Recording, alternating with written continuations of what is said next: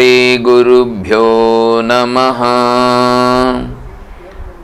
ఓం సదాశివసమారంభాం శంకరాచార్యమధ్యమాం తత్వవిదానందపర్యంతాం వందే గురుపరంపరాం. ఓం శ్రీ గురుభ్యో నమః.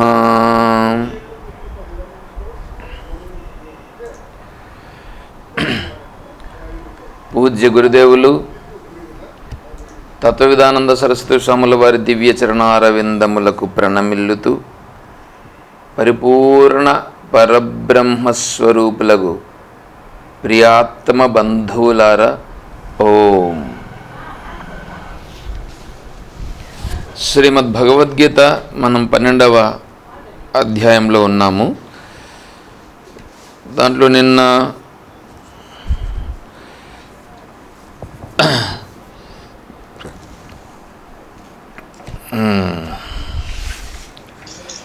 గోదాలక్ష్మి గారు వచ్చినట్లున్నారు. చెప్పండి, మీరు ఏదో అడిగారు.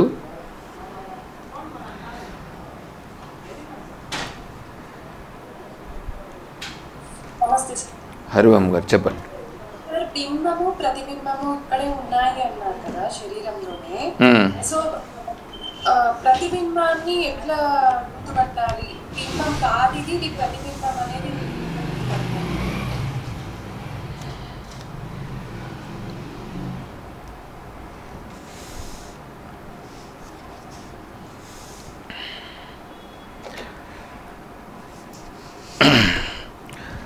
సుఖము దుఃఖము రెండు ఉన్నాయా? మీకు సుఖం అని ఎట్లా తెలుసు? ఫీల్ అవుతాం, మన మనసుకి హ్యాపీగా అనిపించినప్పుడు అది ఫీల్ అయ్యి అది సుఖంగా.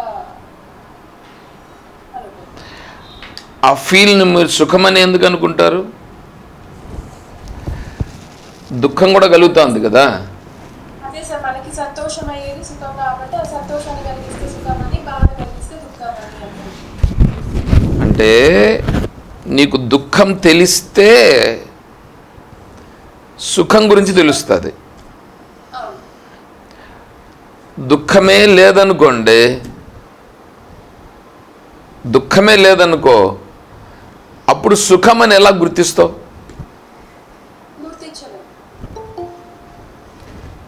అప్పుడు సుఖం ఉంటుందా ఉండదా?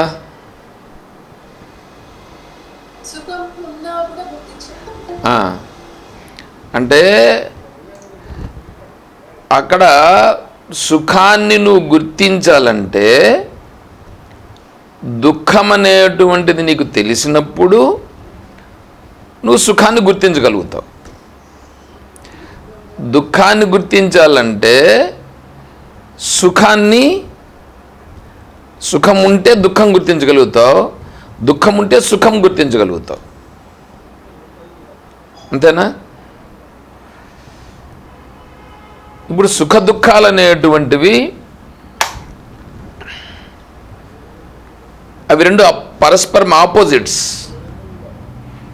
సుఖానికి ఆపోజిట్ దుఃఖము, దుఃఖానికి ఆపోజిట్ సుఖం. హలో మాస్టర్, ప్లీజ్ సౌండ్ కొద్దిగా మీరు అలా వెళ్ళండి, లోపలికి వెళ్ళండి.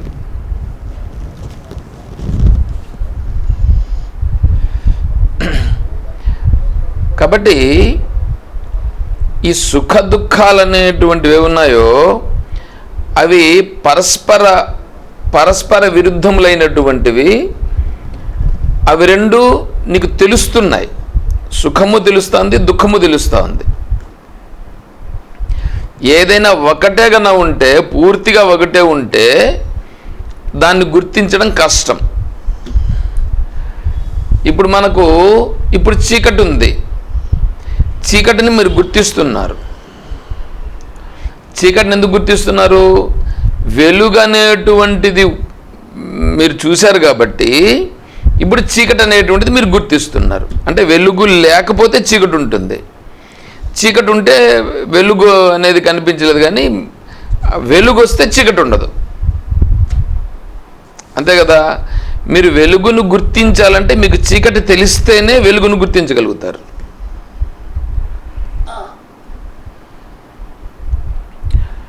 ఒకసారి వెలుగులోకి వెళ్ళిపోయినారని అనుకోండి, వెలుగులోనే ఉండారని అనుకోండి, ఎప్పుడు మీకు చీకటి అనేది తెలుస్తుందా?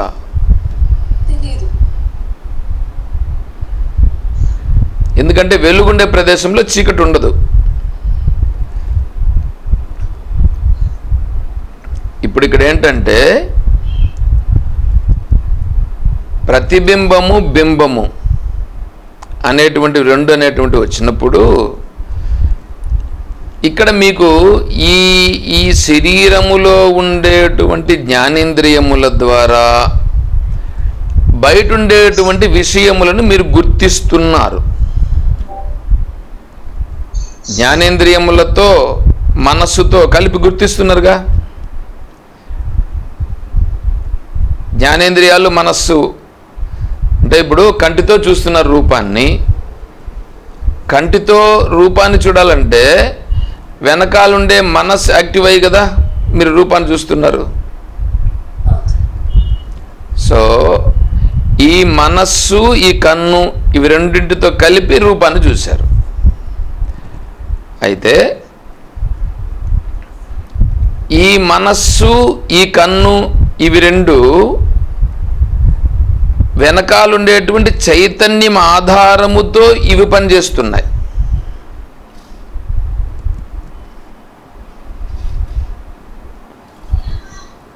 చైతన్యం ఆధారంతో పనిచేస్తున్నాయి. ఇప్పుడు చైతన్యం యొక్క ఆధారంతో పనిచేస్తున్నాయనంటే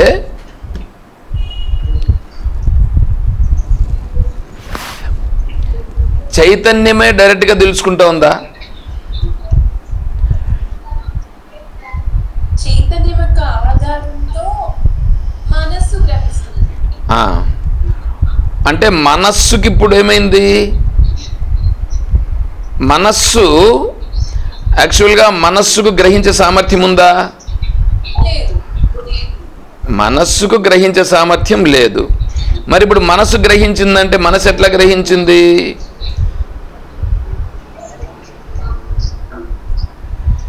మనస్సుకు ఆ సామర్థ్యం ఎలా వచ్చింది?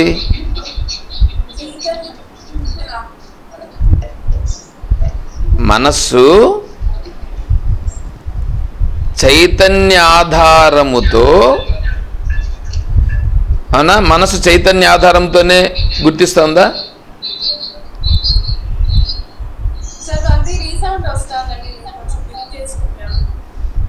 ఓకే.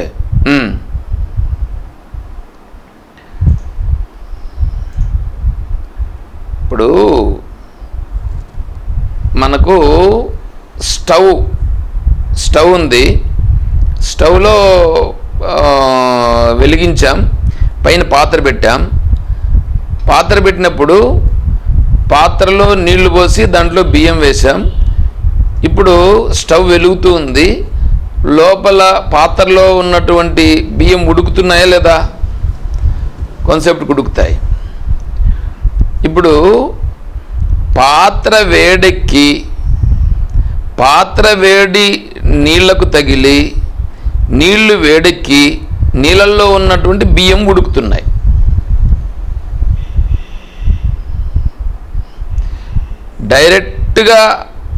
డైరెక్ట్గా ఈ వేడి ఏది? అగ్ని దేంట్లో నుంచి? ఈ స్టవ్లో నుంచి వస్తున్నటువంటి అగ్ని ఉందే, స్టవ్లో వస్తున్నటువంటి అగ్ని డైరెక్ట్గా దాన్ని ఏమైనా వేడి చేసిందా?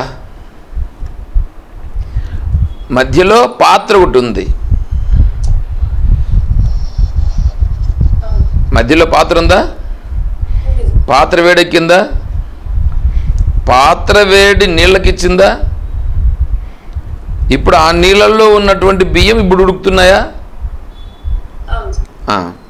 అంటే ఇప్పుడు పాత్రకు వేడి వచ్చింది కదా, పాత్రకు సహజంగా ఉందా లేదా పాత్ర వేడిని తీసుకునిందా? తీసుకుంది. పాత్ర వేడిని తీసుకొని పాత్ర వేడెక్కింది. ఆ పాత్రకి వేడి ఎక్కడి నుంచి వచ్చింది? కింద నుంచి అగ్ని నుంచి వచ్చింది.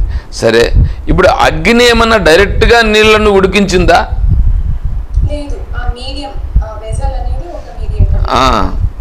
ఇప్పుడు ఆ వెజల్ ఉంది, పోనీ ఆ వెజల్ వారగా పెడితే ఈ అగ్ని స్పర్శ లేకపోతే అది వేడెక్కుతుందా? అవ్వదు. అంటే ఏంటి? ఈ వెజల్ తీసి ఇప్పుడు నువ్వు ఆ స్టవ్ మీద పెట్టావు, వెలిగించావు, ఈ వేడి స్టవ్ లాక్కున్నది, సారీ ఆ వెజల్ లాక్కున్నది. అంటే అగ్ని దానిని వేడి చేస్తాననేం అనలేదు,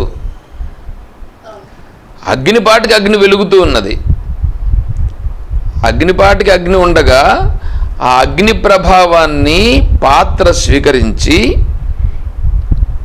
పాత్ర నుంచి నీళ్లు వేడికి అందులో బియ్యం ఉడికాయి. అవునా? అలాగే అగ్నిని మీరు బింబము అని అనుకోండి. అగ్ని బింబం, వెజల్ వచ్చేసి మనస్.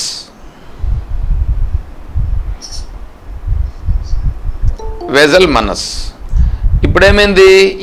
ఈ వెజల్ అనేటువంటిది స్వతహాగా విషయములను ఏమన్నా తెలుసుకోగలుగుతుందా? మనస్సు అనేటువంటిది స్వతహాగా తెలుసుకోగలుగుతుందా? సరే, ఇప్పుడు తెలుసుకోలేదు. ఇప్పుడు ఈ వెజల్ అగ్నిస్పర్శతో వేడెక్కినట్లుగా ఈ మనస్సు అనేటువంటిది చైతన్యమును ఆధారంగా చేసుకొని మనస్సు చైతన్యవంతమైంది. అంటే ఇప్పుడు వెజల్ వేడెక్కిందిగా,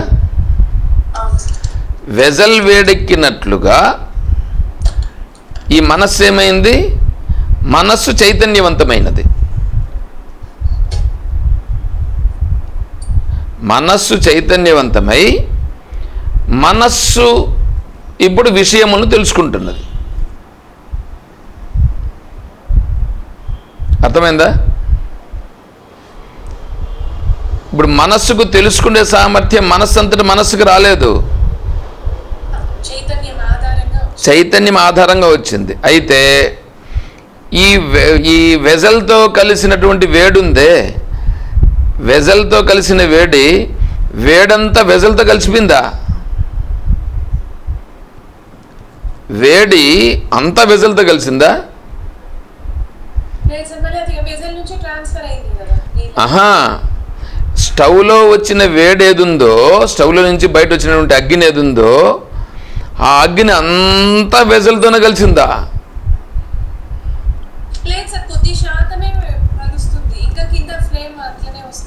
అట్లా ఉంటుంది. ఇప్పుడు ఆ అగ్ని లాంటిది బింబం, అగ్ని లాంటిది బింబం, బింబం అంతా విస్తృతమైనటువంటిది చైతన్యం.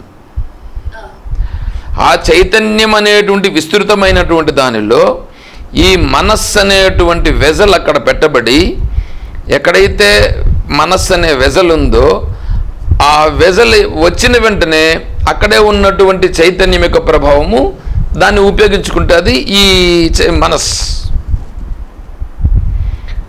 అక్కడైతే స్టవ్ దగ్గరే ఉంటుంది వేడి, కానీ ఇక్కడ చైతన్యం అట్లా కాదు, చైతన్యం సర్వత్రా నిండి ఉన్నది. సర్వత్రా నిండి ఉన్నటువంటి చైతన్యమునందు మనస్సు అనేది వచ్చే లోపల ఆ మనస్సు చైతన్యం అక్కడే ఉంది కాబట్టి చైతన్య ప్రభావంతో మనస్సు చైతన్యవంతమైనది. అక్కడే ఉందిగా చైతన్యం, ఆ చైతన్యంతో ఈ మనస్సు చైతన్యవంతమై మనస్సు తెలుసుకుంటున్నది. ఇప్పుడు మనస్సు చైతన్యవంతమైనప్పుడు మనస్సుతో కలిసినట్లుగా ఉన్నదే చైతన్యం. మనస్సుతో కలిసినట్లుగా ఉన్నది చూడండి చైతన్యం, దానిని ప్రతిబింబము అని అంటారు. మనస్సుతో కలిసినట్లుగా ఉండేటువంటిది ప్రతిబింబం. ఇప్పుడు మనస్సుతో కలిసినట్లుగా ఉండేటువంటిది ప్రతిబింబము, మనస్సుకు వెనకాల ఉండేటువంటిది బింబం.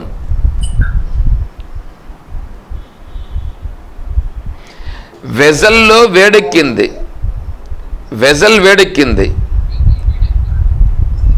వెజల్ వేడెక్కింది, కింద అగ్ని ఉన్నది. కింద అగ్ని బింబము, వెజల్లో ఉండేటువంటి వేడి ప్రతిబింబం.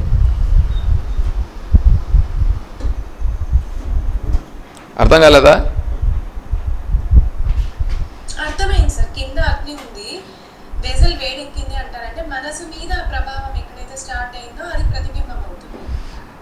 మనస్సు మీద కాదు, మనస్సు ఉపయోగించుకునిందే కానీ ఇక్కడంటే అగ్ని మన్నుతూ ఉందిగా. అగ్ని నువ్వు వచ్చి నువ్వు రా నేను నీకు వేడి చేస్తానని అగ్ని పిలవలేదు, వెజల్ పోయి కూర్చునింది. అదేవిధంగానే చైతన్యం అలాగే ఉంది, ఎక్కడ ఉంది. ఈ మనస్సు వచ్చి మనస్సు చైతన్యాన్ని పట్టుకున్నది. అంటే మనస్సు చైతన్యాన్ని తీసుకుని మనస్సు చేతనవంతమైనది.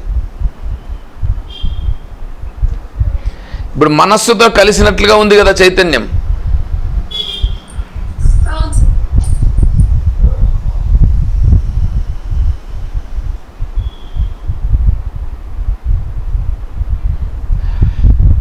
దానిని ప్రతిబింబం అంటారు.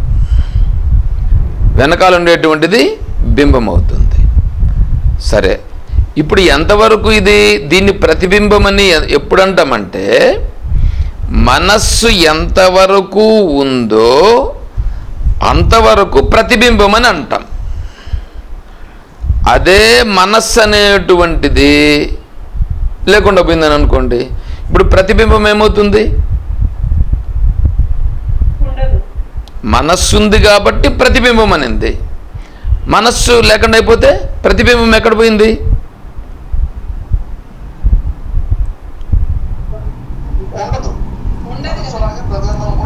ప్రతిబింబం ఉండదు. కానీ ప్రతిబింబం ఎక్కడ పోయిందంటే మనం ఏం చెప్పాలి? బింబం అయిపోయింది అని చెప్పాలి. ప్రతిబింబము మనస్సున్నంత వరకు ప్రతిబింబం అనే మాటతో పిలిచినట్లుంటుంది. ఈ మనస్సు అనేది లేకుండా పోయినప్పుడు ప్రతిబింబము కూడా లేకుండా అయిపోయి బింబం అయిపోయింది అంతే. అవును, బింబమే ఉన్నది. అయితే ఇప్పుడు ఒకటి ఏంటంటే మనస్సు పూర్తిగా లేకుండా అయిపోయినప్పుడు బింబం మాత్రం మిగిలింది. మనస్సు ఉండగానే ఇప్పుడు మనం గుర్తించాల్సింది, మనస్సు ఉండగానే ప్రతిబింబముగా ఉన్నది కూడా బింబమే, ప్రతిబింబములాగా తెలియబడుచున్నది కూడా బింబమే. అర్థమైందేమైనా?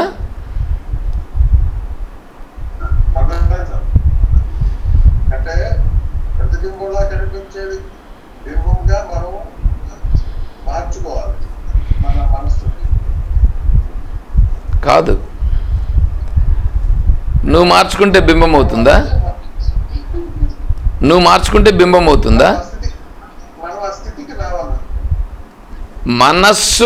మనస్సు చేత నువ్వు తెలుసుకుంటున్నావు ఏమని? ఇది మనస్సు ఉంది కాబట్టి మనసుతో ఉన్నటువంటిది ప్రతిబింబముగా ఉన్నది. ఈ మనస్సు అనేటువంటిది ఎప్పుడైతే మనస్సు లేని స్థితి అవుతుందో, అంటే మనస్సు లేనటువంటి స్థితి అంటే అమనస్కం అవుతుందో, అమనస్కమైనప్పుడు అంటే మనస్సు లేని స్థితిని పొందినప్పుడు ఉన్నటువంటిది బింబమే. కాబట్టి ఇప్పుడు మనస్సు ఉండగానే మనస్సు లేని స్థితిగా అయ్యి ఇప్పుడు ఇందులో ప్రకటింపబడుతున్నటువంటిది ప్రతిబింబ రూపంగా ప్రకటింపబడుతున్నటువంటిది ఏది ఉన్నదో అది బింబమే కానీ ప్రతిబింబమేమి కాదు. కానీ ప్రతిబింబములాగా అనిపిస్తున్నదే కానీ నిజంగా ప్రతిబింబము కాదు. ప్రతిబింబమే కానీ ప్రతిబింబములాగా అనిపిస్తున్నదే కానీ ఇది బింబమే. అది పరిస్థితి.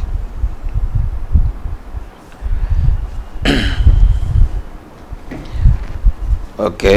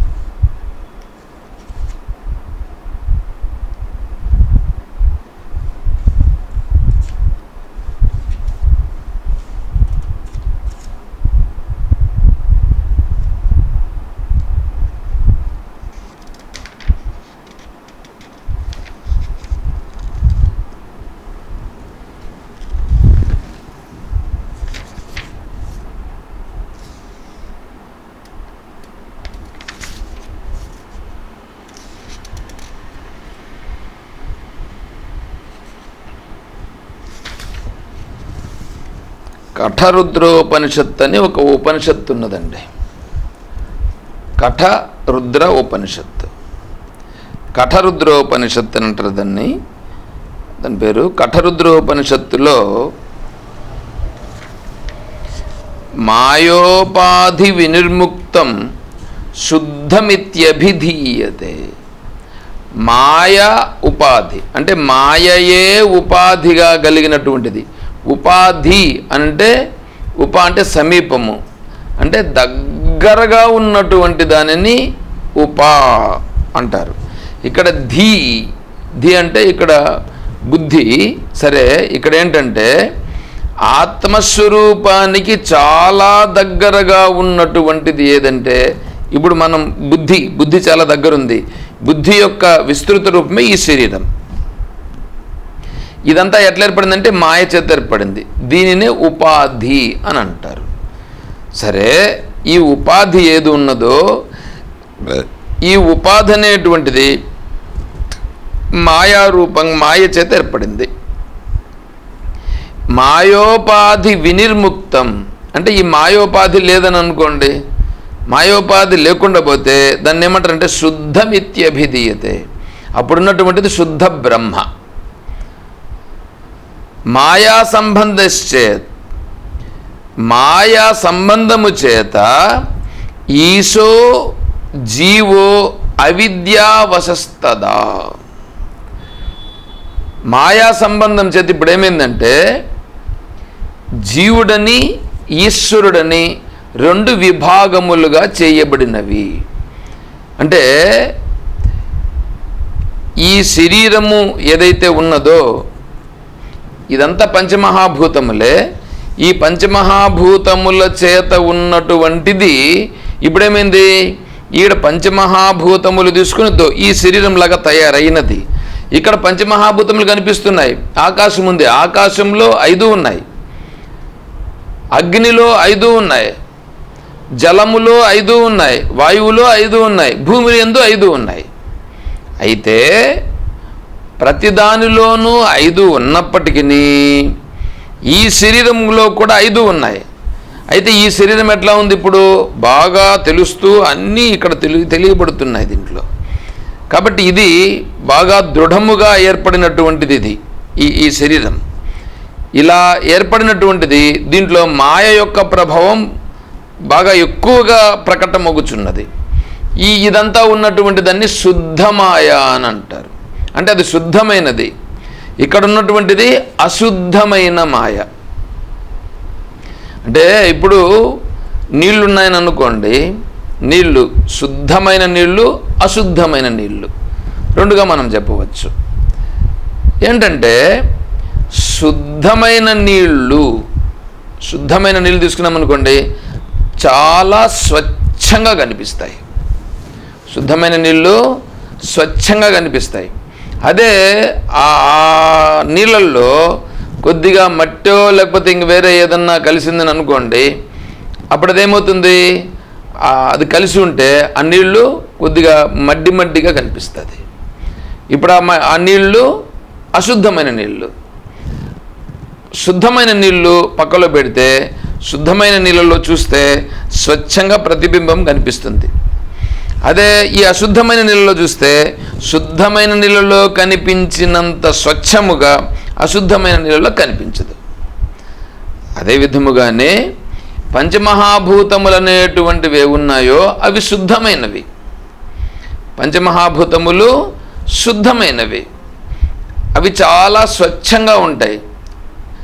అవే పంచమహాభూతములు తీసుకొని ఈ శరీరాన్ని తయారు చేసినారు.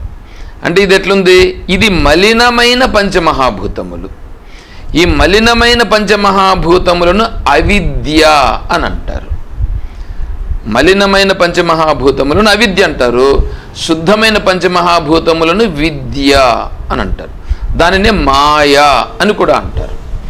కాబట్టి మాయ ఇక్కడుంది, అవిద్య ఇక్కడుంది. ఈ మాయకు అవిద్యకు రెండింటికి కూడా వెనకాల చైతన్యము ఆధారముగా ఉన్నది. ఈ చైతన్యమును ఆధారంగా చేసుకుని మాయా చేతనవంతమైనది, ఈ శరీరం కూడా చేతనవంతమైనది. అంటే శరీరము, మనస్సు, ఇంద్రియాలు అన్నీ ఇక్కడ ఇవి చేతనవంతమైనవి. అంటే అవిద్య, ఈ మాయ, ఇవి రెండు కూడా చైతన్య ఆశ్రయముతో ఇవి రెండు చేతనవంతమైనవి. అందుకే అంటున్నాడు మాయా సంబంధశ్చేత్ ఈశో జీవో అవిద్యావశస్తథా. ఇది అవిద్య, ఇది మాయ. మాయనే శుద్ధ విద్య, మాయనే విద్య అని అనవచ్చు. అది ఎందుకంటే అది స్వచ్ఛంగా ఉంటుంది కాబట్టి విద్య. ఇది అవిద్య. ఇక్కడ మాయ, ఇక్కడ అవిద్య. ఈ మాయ నుంచి వచ్చినటువంటిదే ఈ అవిద్యా స్వరూపం కూడా. ఈ అవిద్యా స్వరూపం మళ్ళీ మాయలో కలిసిపోతే మళ్ళీ శుద్ధమైపోతుంది. సరే, ఇప్పుడు ఈ అవిద్య అనేటువంటిది ఈ జీవుని యొక్క కర్మానుసారంగా ఆ కర్మవశాన్ని అనుసరించి తీసుకుని ఈ అవిద్య అనేటువంటిది ఆ శుద్ధమైన దాంట్లో నుంచి తీసుకొని ఇది ఇట్లా రెడీ చేసుకునింది. శుద్ధమైనటువంటి విద్య మాత్రం అలాగే ఉన్నది. ఈ శుద్ధమైన విద్యనంతా కలిపి ఈశ్వరుడు అని అంటారు. అంటే శుద్ధమైన విద్య చేతనవంతమై ఈశ్వరుడు అని చెప్పడం జరుగుతుంది. ఈ అశుద్ధమైనటువంటి దానిని ఇక్కడ చైతన్యంతో కలిపి తీసుకుని ఇది జీవుడు అని వ్యవహారం అంతే. అంతఃకరణ సంబంధాత్ ప్రమాతే ఇత్యభిధీయతే. ఇక్కడ చూడండి, ఇక్కడ ఏం చెప్తున్నారంటే మనం ఒకటి గుర్తించాల్సి వస్తుంది. ఇప్పుడు ఏంటంటే ఒకటి చూడండి, ఇప్పుడు మనం ఏదైనా ఒక విషయమును తెలుసుకోవాలంటే, ఒక విషయాన్ని తెలుసుకోవాలంటే ఎవరు తెలుసుకుంటారు? ఇక్కడ ఎవరు తెలుసుకుంటారంటే కన్ను తెలుసుకుంటుందా? చెవులు తెలుసుకుంటాయా? నాలుక, ముక్కు, చెవి, చర్మము ఇవి తెలుసుకుంటాయా? మనస్సు తెలుసుకుంటుందా? అంటే మనస్సు తెలుసుకుంటుంది. మనస్సు అంటే ఇక్కడ మనస్సు అంటే మనోవిశిష్ట చైతన్యం అని చెప్పాలి. మనోవిశిష్టం అంటే మనస్సు చైతన్యమును ఆధారంగా చేసుకొని మనస్సు తెలుసుకుంటుంది. కన్ను చూస్తుంది అంటే కన్ను చైతన్యాధారం చేసుకుని కన్ను చూస్తుంది. చెవి తెలుసుకుంటా ఉందంటే కన్ను చైతన్యాధారం చేసుకుని తెలుసుకుంటున్నది. ఇది ఇట్లా చెప్పాలి.